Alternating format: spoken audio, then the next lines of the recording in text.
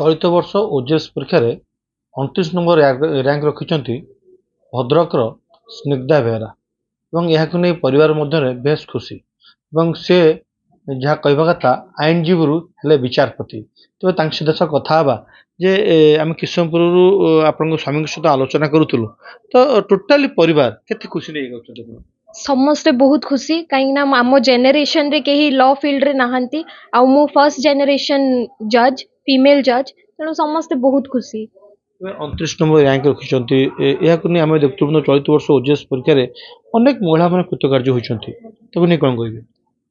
ଦେଖନ୍ତୁ ଆଜିକାଲି ତ ୱିମେନ୍ ଏମ୍ପାୱରମେଣ୍ଟ ଉପରେ ଗଭର୍ଣ୍ଣମେଣ୍ଟ ବହୁତ ୱାର୍କ କରୁଛି ତା ଛଡ଼ା ଲ ରେ ବି ବହୁତ ସାରା ପ୍ରୋଭିଜନ ରହିଛି ଯେମିତିକି ଆପଣ ଜାଣିଥିବେ protection of women from domestic violence act ଆଉ ବହୁତ ସାରା ବେନିଫିସିଆଲ ଲେଜିସ୍ଲେସନ୍ସ ଗୁଡ଼ାକ ରହୁଛି ତେଣୁ ୱିମେନ୍ ମାନେ ଫୋରଫ୍ରଣ୍ଟକୁ ଆସିବେ ସେଇଟା ନୋ ଡାଉଟ୍।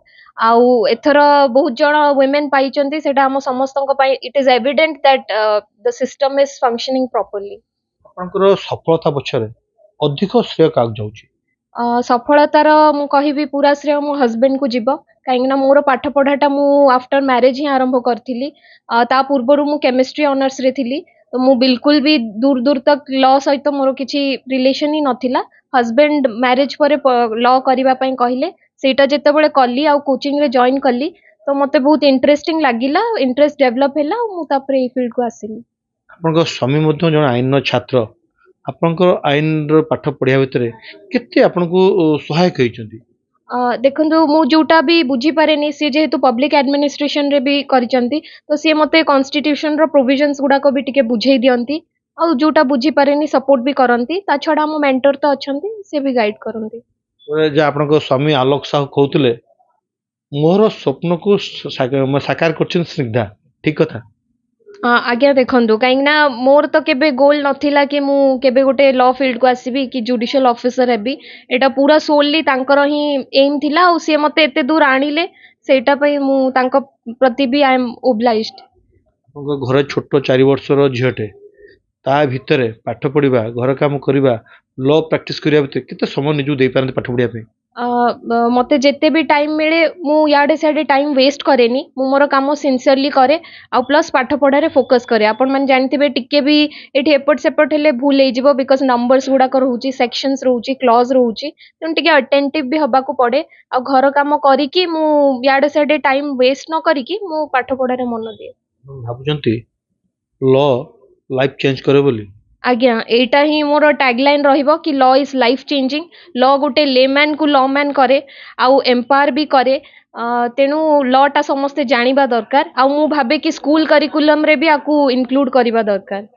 ଆଉ ଗୋଟେ କଥା ହେଉଛି ଆମେ ମଧ୍ୟ ଟିକେ ସମୟ ପୂର୍ବରୁ ଆପଣଙ୍କ ସହିତ ଆଲୋଚନା କରୁଥିଲୁ ଆପଣ ଏବଂ ଆପଣଙ୍କର ହଜବେଣ୍ଡ ଯିଏ ସେ ମଧ୍ୟ ଫ୍ରିରେ ଲ ପାଠ ପଢ଼ାନ୍ତି ୟୁଟ୍ୟୁବ୍ ମାଧ୍ୟମରେ, ଏହା କେତେ ଦୂର ସହାୟକ ହେଲା ଆପଣଙ୍କୁ?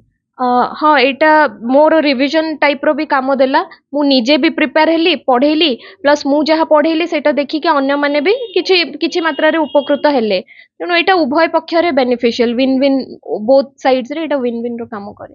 ବିଚାରପତି ହେଲା ପରେ କିଛି ଆପଣଙ୍କର ନିର୍ଦ୍ଦିଷ୍ଟ କିଛି ଗୋଲ୍ ଅଛି କି ଯେ ମୁଁ ହେଲେ ଏଇଟା ଏଇ ନିୟମ ଗୁଡ଼ାକର ଟିକେ ଦେଖିବି କିମ୍ବା ଅନେକ ବଟରେ ଆମେ ଦେଖୁଛୁ ଆଇନର ଗୋଳା ବାଟ ଦେଇକି ବହୁତ ମାନେ କ୍ରିମିନାଲ ପଳେଇ ଯାଉଛନ୍ତି ସେ କିଛି ମାନେ କିଛି ଅଛି କି ଏଥିରେ? ହଁ ଆଜ୍ଞା ଦେଖନ୍ତୁ ଜଷ୍ଟିସ୍ ତ ଜଣେ ଦେଇପାରିବେନି ଜଷ୍ଟିସ୍ ଦେବା ପାଇଁ ସମସ୍ତଙ୍କର ରୋଲ୍ ରହିଛି ସେ କ୍ଲାଏଣ୍ଟଠୁ ଆରମ୍ଭ କରି ପ୍ରସିକ୍ୟୁସନଠୁ ଆରମ୍ଭ କରି ଡିଫେନ୍ସଠୁ ଆରମ୍ଭ କରି ସମସ୍ତଙ୍କର ତ ଏଭିଡେନ୍ସ ଯେ ଅନୁସାରେ ଆସିବ ଜଜ୍ ସେ ଅନୁସାରେ ତାଙ୍କର ବର୍ଡିକ୍ ଦେବେ ସବୁ ଦେଖିକି ଆମେ ତ ଲ ଉପରେ ନୁହଁ ତେଣୁ ଏଇଟା ଗୋଟେ କମ୍ବାଇଣ୍ଡ ଏଫର୍ଟ ଆଉ ସମସ୍ତେ ସେଇଟା ଚେଷ୍ଟା କରିବା ଦରକାର କେବଳ ଗୋଟିଏ ଲୋକ ଯେ ଜଜ୍ ସିଏ ଯେ ଜଷ୍ଟିସ୍ ଦେଇଦେବେ ସେମିତି ତ ହେଇପାରିବନି ତେଣୁ ଏଇଟା ଗୋଟେ ମିଳିତ ଏଫର୍ଟ ହେବା ଦରକାର।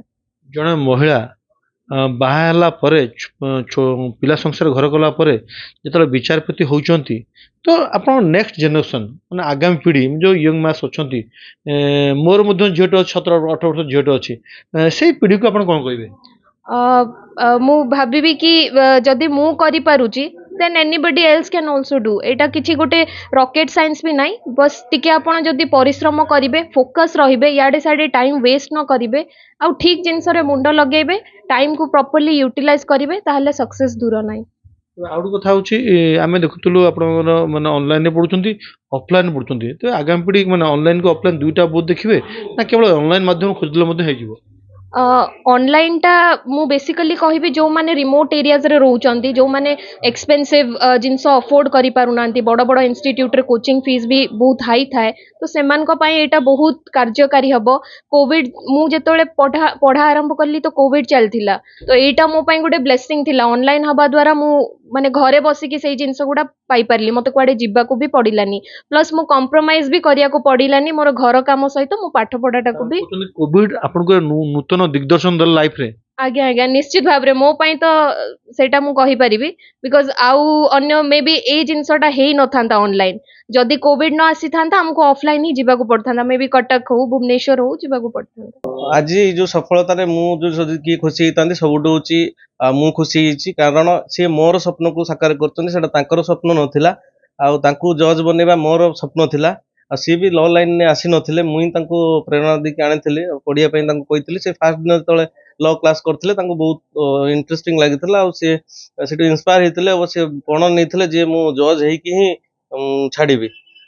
ତେଣୁ ସେ ତାଙ୍କର ପ୍ରୟାସ ଜାରି ରଖିଥିଲେ, ସଫଳତା ପାଇଲେ। ସେଥିପାଇଁ ଆଜି ମୁଁ ବହୁତ ଖୁସି। ଗୋଟିଏ ପଟରେ ପରିବାର ଖୁସି, ଅନ୍ୟ ପଟରେ ମ୍ୟାଡାମ ସ୍ନିଗ୍ଧା ମଧ୍ୟ ସ୍ୱାମୀଙ୍କର ସ୍ୱପ୍ନକୁ ସାକାର କରୁଛନ୍ତି, ଯାହାକୁ ନେଇ ସେ ମଧ୍ୟ ଅତ୍ୟନ୍ତ ଖୁସି। ତେବେ ଆଗାମୀ ଦିନରେ ନିଶ୍ଚିତ ଭାବରେ ତାଙ୍କର ଦାୟିତ୍ୱକୁ ସେ ସୁଚାରୁ ରୂପେ ତୁଲେଇବେ ଏବଂ ଆଗାମୀ ପିଢ଼ିକୁ ମଧ୍ୟ କହୁଛନ୍ତି, ଯେହେତୁ ଜଣେ ଘରୋଇ ମହିଳା ହୋଇ ଘର ସଂସାର ସହିତ ଛୋଟ ପିଲା ସହିତ ଯେତେବେଳେ ସିଏ ମଧ୍ୟ ବିଚାରପତି ହେଇପାରୁଛନ୍ତି, ତ ଆପଣମାନେ ନିଶ୍ଚିତ ହୁଅନ୍ତୁ, ଗୋଲ୍ କ୍ଲିୟର କରନ୍ତୁ ଏବଂ ଅଧିକରୁ ଅଧିକ ପରିଶ୍ରମ କରନ୍ତୁ। ଭଦ୍ରକ ତିହିଡ଼ିରୁ ପାର୍ଥ ସାରଥୀ ନାୟକ, OTV।